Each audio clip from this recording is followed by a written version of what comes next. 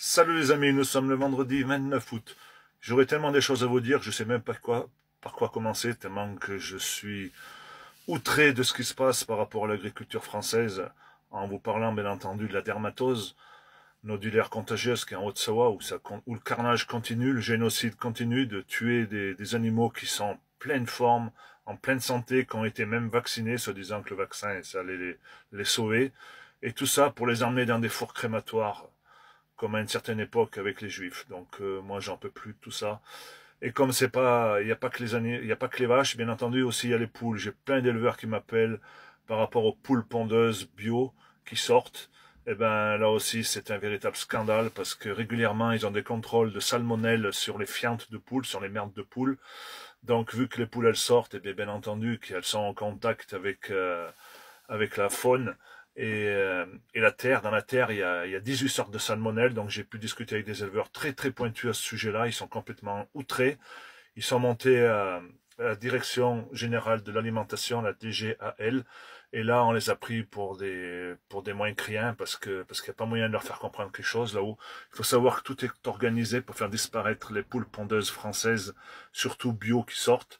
Parce que c'est comme ça, il faut faire entrer à tout prix les œufs ukrainiens, parce qu'en fait, en France, il y a deux, trois gros industriels qui font la pluie et le beau temps au niveau des œufs en Europe. Donc, ils veulent en finir avec les éleveurs de poules français, parce que les œufs coûtent plus cher. Donc, ils ont trouvé, bien entendu, un marché avec l'œuf ukrainien. Ce sont des œufs qui sont de catégorie 3, qui sont très petits, qui sont interdits en France, et c'est des poules qui sont enfermées dans des cases de 20 cm² où elles mangent en permanence des antibiotiques et des hormones. Donc tout ce qu'on n'a pas le droit en France, et tant mieux. Donc c'est un véritable scandale. Les consommateurs ne le savent pas. Tout ça pour satisfaire, toujours pareil, l'agroalimentaire, l'industrie, le groupe Avril, la Rousseau, parce que la FNSEA ne font rien, ne disent rien. Et ce qui est le plus scandaleux dans tout ça, c'est que la DGAL, elle est complice. Je dis bien elle est complice. J'ai plus le droit de dire collabo, parce que ça m'a valu 9 heures de garde à vue. Donc je dis bien qu'elle est complice. Tout comme les vétérinaires en Haute-Savoie, les gendarmes qui vont faire ce sale boulot, les préfectures, tout ça, vous êtes tous des complices, vous avez du sang sur les mains, c'est la honte de la France.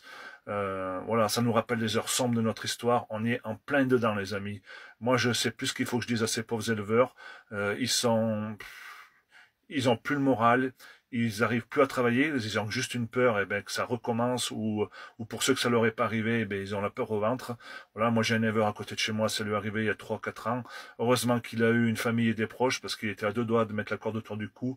Donc ne vous suicidez pas, il peut toujours y avoir des solutions, mais je vous comprends que voilà, ils veulent supprimer l'élevage, ils veulent même supprimer les poules chez les particuliers. Ils sont devenus complètement fous, toutes ces cols blancs, c'est affreux de tout bord politique, ces cols blancs de la FNSEA, c'est Duplon et compagnie qui votent des lois, qui créent des lois, Egalim 1, Egalim 2, loi Duplon, tout ça c'est tout du flanc, parce qu'ils savent très bien que la seule solution c'est de bloquer ces importations pour redynamiser la production française.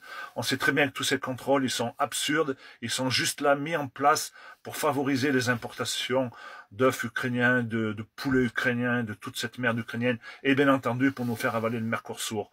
Mais tout ça, tôt ou tard, on va le payer très très cher, parce qu'un jour ou l'autre, il n'y aura plus d'importation, parce qu'ils iront ailleurs les importations. Et vous allez crever de faim, mes amis consommateurs.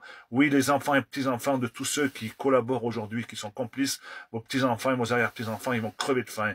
Vous aurez du sang, vous avez du sang sur les mains, je ne sais pas comment vous pouvez vivre. J'en peux plus de tout ce système.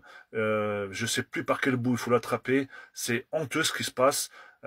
C'est là sous nos yeux. Personne ne dit rien. Tout le monde veut sauver son petit cul en continuant d'avoir le frigo plein, mais le frigo va être vide tôt ou tard. C'est une honte ce pays.